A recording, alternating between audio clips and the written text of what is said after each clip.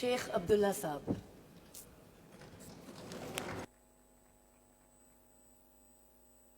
الشیطان الرجیم. بسم اللہ الرحمن الرحیم. الصلاۃ والسلام علیک یا رسول اللہ.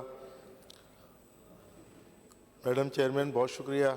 آپ نے موقع دیا اور آپ کو مبارک ہو، آپ پہلی دفعہ چیئر ہیڈ کر رہی ہیں. اللہ تعالیٰ آپ کی عزت میں اضافہ کرے. اس کے ساتھ ساتھ یہ ہر سال جو ہوتا ہے پری بجٹ یا بجٹ تقاریر کا موقع دیا جاتا ہے، لیکن یہ ہمیشہ کی طرح سدا بسہرا ثابت ہوگی، ہمیں معلوم ہے. اسی امید کے ساتھ اپنی اسپیچ شروع کرتے ہیں کہ جس طرح گزشتہ ہماری تقاریر یا بجٹ تجاویز ردی کی ٹوکری کی نظر ہوئیں، اسی طرح یہ بھی ہوں گی. لیکن کیونکہ موقع ہے، دستور ہے، تو اس لیے کہنا بھی ضروری ہے. سب سے پہلے تو یہ ہے کہ ہمارے جو کراچی شہر کی بات ہو رہی ہے، جس میں بہت ساری تقاریر آتی ہیں، ہمارے جو حکمران ممبران ہیں ان کی جانب سے، اور وہ جو بتاتے ہیں کہ اس طرح کا کام، اس طرح کا کام، اس طرح کا کام، تو وہ کام کہاں ہوتے ہیں، کس جگہ ہوتے ہیں، یہ سمجھ میں نہیں آتا. اسی شہر کی بات ہو رہی ہوتی ہے، اسی ملک کی بات ہو رہی ہوتی ہے، یہ بھی سمجھ میں نہیں آتا. تو وہ ہو رہا ہوگا کہیں نہ کہیں کام، لیکن ہمارے جو حلقے ہیں جہاں کی ہمارے پاس نمائندگی ہے، اور یہ میرے پاس اللہ تعالیٰ نے دوسری دفعہ موقع دیا، 2013 سے 18 بھی میں رہا اور اس کے بعد یہاں پھر منتخب ہو کے آیا. لیکن کام جو ہمارے حلقے کا ہے وہ نہ اس 2013 سے 18 کے درمیان ہوا، نہ ابھی مجھے نظر آیا. کوئی کام ایسا نہیں ہے کہ جو وہاں پہ پایا تکمیل تک پہنچا ہو. سب سے پہلے تو وہاں پہ ایک 35 بیڈ کا ہاسپٹل جو کہ 2009-10 میں بنایا گیا، اور اس کو پھر پرموٹ کیا گیا 50 بیڈز کے اوپر کاغذات میں، لیکن وہ فنکشنل نہیں ہے. اور جہاں پہ ابھی بات ہو رہی ہے، بار بار ظاہر ہے کہ حکومتی بینچوں کی طرف سے بھی ہوئی اور ہماری طرف سے بھی ہو رہی ہے، تو میں بھی یہ بات کہوں گا،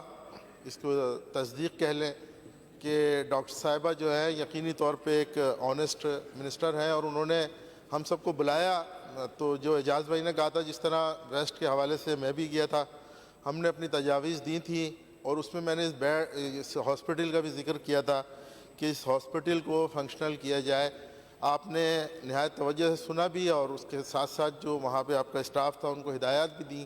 لیکن اس پہ کوئی کام نہیں ہوا، کوئی پیش رفت نہیں ہوئی، اس پہ کوئی توجہ نہیں دی گئی. سیکنڈ، میں نے آپ سے ریکویسٹ کی تھی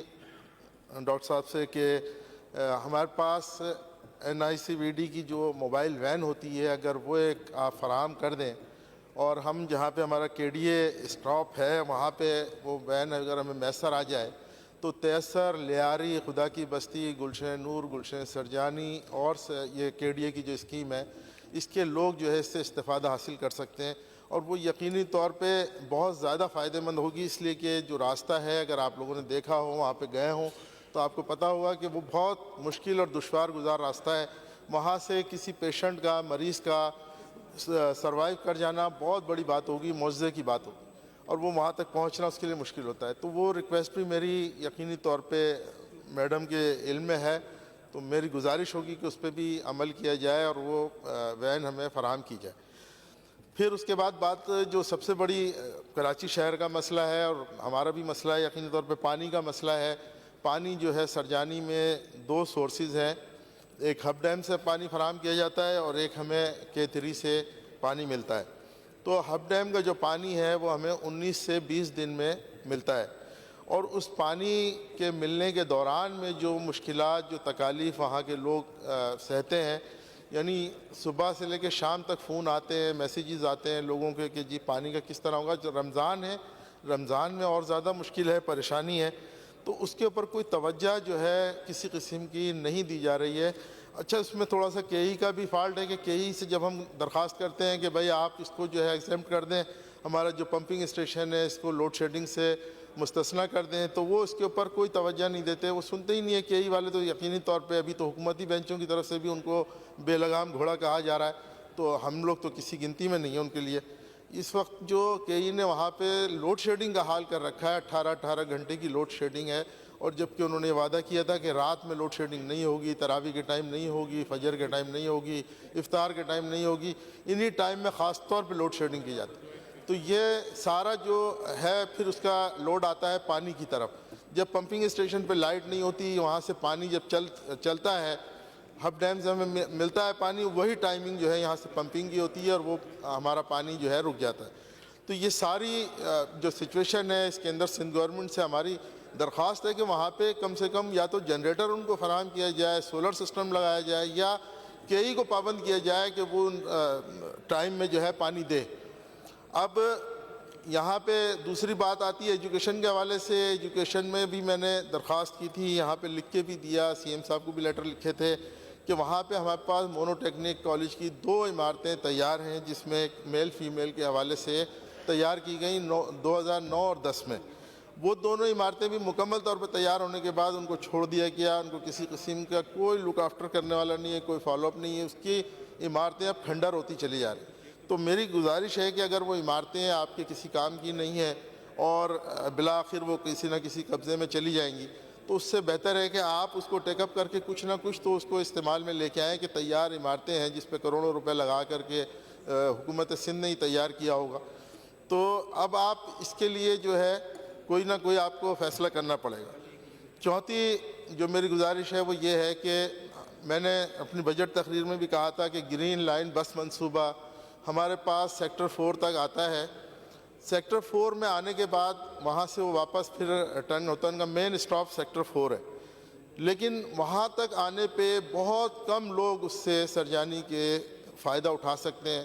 کے ڈی اے کی اسکیم کے جو ہے سیکٹر 11 1 ہے، 5 ہے، 4 ہے، 6 7 کے لوگ اس سے فائدہ اٹھا سکتے ہیں، لیکن اس سے آگے بہت زیادہ آبادی ہے۔ میری گزارش تھی پچھلے اپنے بجٹ اسپیچ میں بھی کہ اس کو ایکسٹینڈ کیا جائے اور اس کو آپ لیاری 63 تک اس کو لے کے جائیں۔ اس وقت تو یہ وفاقی حکومت کے پاس تھا، اب سندھ حکومت کے پاس آ گیا ہے، تو اب یقینی طور پہ آپ اس پہ عمل درآمد بھی کر سکتے ہیں کہ آپ اس کو اگر یہی گلشن نور، سرجانی، خدا کی بستی اور 63 لیاری تک اگر اس کو لے جائیں، ایکسٹینڈ کریں، تو جو اس وقت آبادی اس سے فائدہ اٹھا رہی ہے، اس سے 4 گنا زیادہ آبادی اور جو بالکل مستحق لوگ ہیں اس سے فائدہ اٹھا سکتے ہیں۔ تو یہ میری گزارش ہے کہ اس کو ایکسٹینڈ کیا جائے اور اس کو وہاں تک لے کے جایا جائے۔ یہاں پہ جو اب ہمارا 4 کے چورنگی ہے جہاں سے سرجانی شروع ہوتا ہے، آپ ان ہوتے ہیں اندر، تو وہاں سے اگر آپ دیکھیں تو اب پہلی دفعہ جو ناگن چورنگی سے اور پاور ہاؤس چورنگی اور پھر اس کے بعد یہ 4 کے چورنگی، یہاں تک جو انکروچمنٹ ہے، جو ٹھیلے پتھارے، جس طریقے سے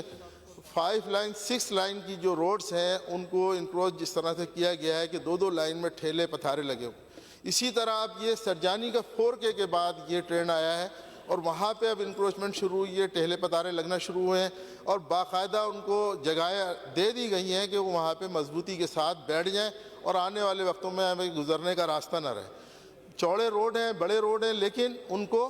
بالکل ایسا کر دیا جاتا ہے کہ نہ پارکنگ کے لیے جگہ چھوڑی جاتی ہے، نہ کوئی ٹھیلا لگایا، نہ کوئی آدمی وہاں سے گزر سکتا ہے، نہ فٹ پاتھ کے اوپر سے لوگ جا سکتے ہیں۔ تو یہ صورتحال بڑی سنگین ہے، ابھی تو شروع ہوا ہے، اگر ابھی آپ تھوڑی سی توجہ کریں گے تو ہو سکتا ہے کہ رک جائے، اور اگر پھر آپ لوگوں کا اس میں کوئی انٹرسٹ ہے یا وہاں پہ جو ہمارے ٹاؤن انتظامیہ ان کا انٹرسٹ ہے تو یہ ساری صورتحال پھر اسی طرح رہے گی۔ ایک بات کی طرف میں توجہ دلانا چاہتا ہوں کہ دیکھیں سندھ گورنمنٹ کی جانب سے سرجانی ٹاؤن کے اندر کوئی ترقیاتی کام نہیں ہو رہے، لیکن جو پچھلے 10 اوور میں ہمارے ایم پی اے تھے انہوں نے اسکیمیں دی تھیں اور وہ اسکیمیں منظور ہو گئی تھی، اس کا بجٹ بھی ریلیز ہوا۔ پچھلے سال جب وہ پیسے آئے اور اس میں تھوڑا بہت کام ہوا، اس سال جب وہ کام ہو رہا تھا تو ایک نئی چیز سامنے آئی کہ ہمیں یہ بتایا گیا کہ جی میئر صاحب نے کہا ہے کہ یہ کام جو ہے میں کروں گا، میری تختیاں لگیں گی، میں اس کو کروں، ٹھیک ہے آپ کر لیں۔ ہمارے علی خورشیدی صاحب بیٹھے ہیں، انہوں نے ہمیں بتایا کہ بھئی اس طریقے سے ہے، آپ لوگ بھی مل کر کے ان کے ساتھ تھوڑا سا کوآپریٹ۔ ہم نے کہا ٹھیک ہے چلنے دیں کام، لیکن وہ کام ہی نہیں چلنے دیا گیا، بلکہ وہاں کے جو پیپلز پارٹی کے یو سی چیئرمین تھے، ایک تو ہماری خاتون ہیں یو سی چیئرمین، ان کا جب پہلے مسئلہ ہوا تھا ان کو کام نہیں کرنے دیا جا رہا تھا، تو ہمارے علی جان صاحب یہاں تشریف فرمائے، انہوں نے مجھے فون کر کے کہا کہ باجی کام کرنا چاہ رہی ہیں اور آپ کے لوگ تھوڑا پریشان کر رہے ہیں، تو ہم نے اس مسئلے کو حل کیا اور ان کو کام کرنے کا موقع دیا۔ لیکن اب یہ ہوا کہ جب وہاں پہ پیور بلاکس آئے اور وہاں پہ اترے تو وہ 2 ٹرک لے کے چلی گئیں ساتھ، وہاں سے اٹھا کے 2 ٹرک لے گئیں۔ اب ہم شریف کیا ہوئے کہ سارا شہر بدمعاش ہو گیا، تو ہم نے جو ہے وہ ہم نے کہا ٹھیک ہے بھائی یہ بھی آپ لے جائیں کوئی مسئلہ نہیں ہے. اس کے بعد سیکٹر 7 میں کام شروع ہوا تو وہاں کی یو سی چیئرمین وقار صاحب وہ آ گئے, وہ آ کے کہنے لگے اچھا ہوتا اس میں کیا ہے, ہمارے لیے مسئلہ نہیں ہے, لیکن کانٹریکٹر اور جو وہاں پہ جو سرکاری عہدیدار ہوتے ہیں ایکسچینج وغیرہ وہ رونا شروع کر دیتے ہیں ہم سے کہ سر ہماری تو نوکری چلی جائے گی, ہمارا تو کام خراب ہو گیا, ہم تو میئر صاحب نے کہہ دیا ہے کہ تو ان کو کرنے دیں آپ, تو یہ ان کو بھی تھوڑا سا آپ کرنے دیں, ہم آپ کا بھی کرا دیں گے. ہم کہتے ہیں چلیں کام تو ہو رہا ہے نا, ہمارے ایریاز میں ہو رہا ہے, وہ کہاں لے کے جا رہے ہیں, یہیں کروائیں گے, آگے پیچھے کسی گلی میں کروائیں گے, چلیں کرنے دیں. لیکن وہ آپ تھوڑا رائنڈ اپ کرنے کی کوشش کریں, 10 منٹ سے زیادہ ہو گیا. بس یہ مسئلہ ہے, اس کی طرف میں توجہ دلانا چاہتا ہوں. اچھا اس میں تو ایک شعر بھی آ رہا ہے کہ میر بھی کیا سادے ہیں بیمار ہوئے جس کے سبب اسی عطار کے لونڈے سے دوا لیتے ہیں. تو وہ تھینک یو یہ بہت شکریہ میڈم, لیکن یہ میری جو گزارشات ہیں برائے مہربانی اس پہ ذرا توجہ کیجیے. جی بالکل.